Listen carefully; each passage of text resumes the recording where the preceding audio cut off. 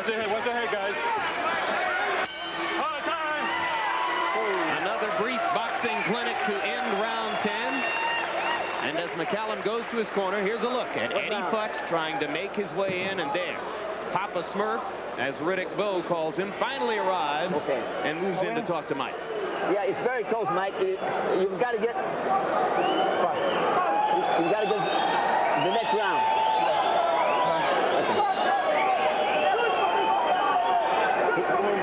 You gotta go get it now. You gotta go have it, Mike. What round is this? You gotta have this one and the next one.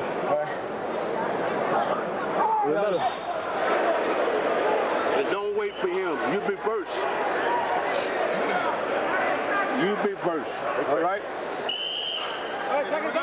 You heard Eddie Futch tell McCallum he has to get the next 2 rounds. He knows it's a close fight. He probably thinks McCallum is behind by a point or 2. You saw the punch stat numbers, which weigh heavily in favor of Mike McCallum. Okay, get him out, Tony, come on.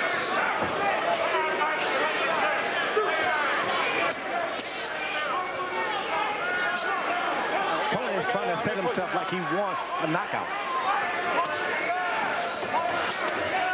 Come on, guys, give me a clean round. Tony. Keep him up, Tony.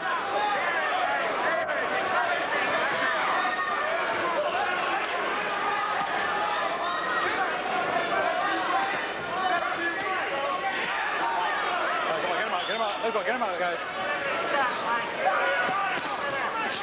McCallum initiating the action with his jab over and over. You've heard Tony's trainer Bill Miller telling him to be first, but he has not been first as often as has Mike McCallum.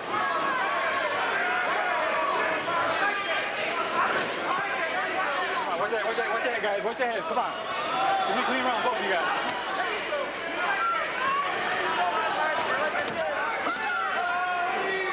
Come on, watch the first, Mike. Come on.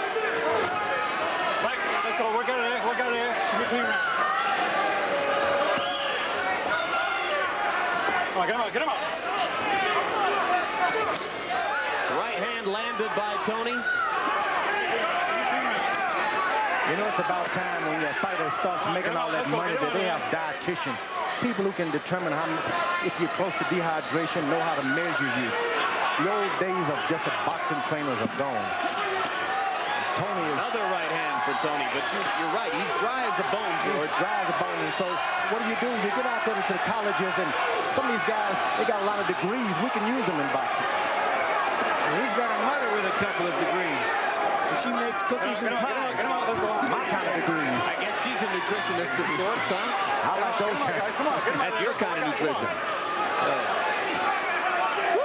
She can do it, too. We ate some of those pies and cakes while you were fighting Alex Stewart. Who had the easier job that day, huh? That's the fight I wanted to be down here with you guys. Watch that.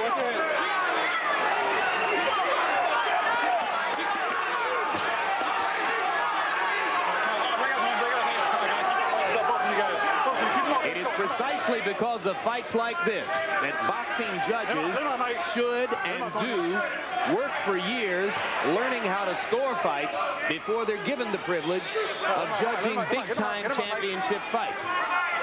You must have some understanding of the nuance, the subtle details of the sport to be able to form an opinion as to who is winning this one. It's a real hard fight to score because there hasn't been any knockdowns.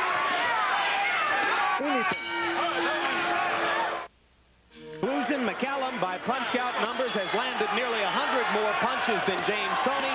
Harold Letterman believes Toney is clearly winning the fight. 2 careers at stake now as round 12 begins. In the gold trunks, you have an undefeated young champion hoping to move on towards superstar status in the sport. In the red trunks, one of the great cult figures in the sport over the past 12 years, a champion who never got the right to fight against the leading lights of his day, Leonard, Hearns, Hagler, Duran. He must satisfy himself with trying to take money out of the mouth of a man like James Toney, and he may well be doing it as round 12 continues. I totally am in agreement.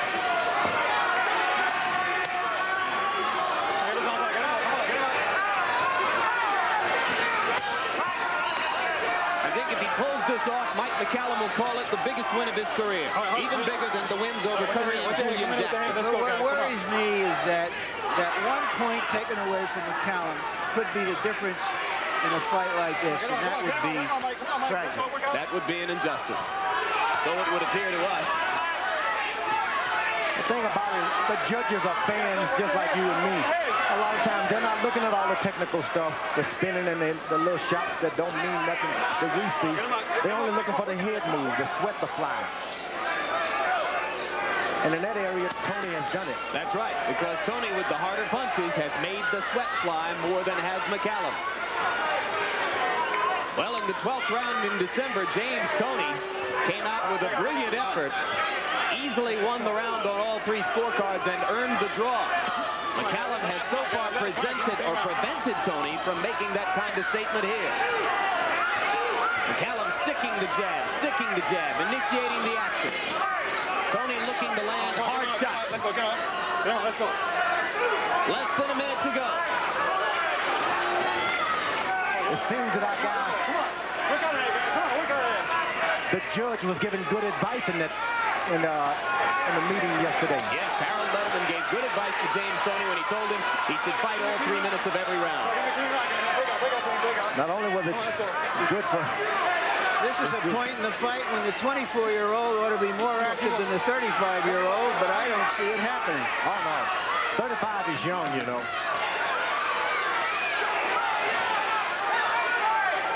Less than 30 seconds to go. You saw Toney throw the hard right hand, hoping to bring rain, but it didn't happen. And McCallum goes back to the body, trying to flurry one last time for the judges. Who'll make the last statement? Who will put the punctuation at the end of the 12-round paragraph?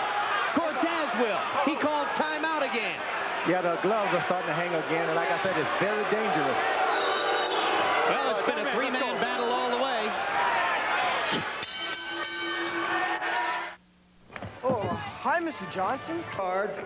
Phil Newman scores the bout 114. 114. He has it even. Tom McDonough scores the bout 118 to 110. Doug Tucker has it 117 to 110 for the winner by majority decision and still IBF middleweight champion of the world, James Lights Out Toney.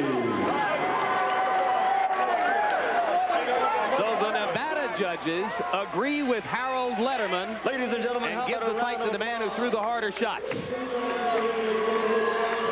But the margin of victory on those 2 judges' scorecards, 118-110, 117-111, even with the point deducted from McCallum because of low blows and the holding and hitting incident in a later round, that seems like an awfully wide margin.